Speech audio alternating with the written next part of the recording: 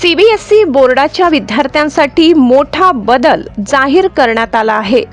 इयत्ता 9वी पासून नवीन अभ्यासक्रम लागू करण्यात आला आहे। हा अभ्यासक्रम नॅशनल करिक्युलम फ्रेमवर्क 2023 वर आधारित असून यामध्ये पारंपरिक पाठांतराला कमी महत्त्व देत कॉन्सेप्ट बेस्ड लर्निंगला प्राधान्य दिलं जाणार आहे।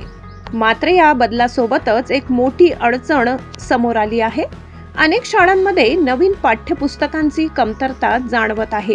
त्यामुळे शिक्षक आणि विद्यार्थी दोघेही गोंधळात पडले असून शिकवणी आणि अभ्यासावर परिणाम होण्याची शक्यता व्यक्त केली जात आहे।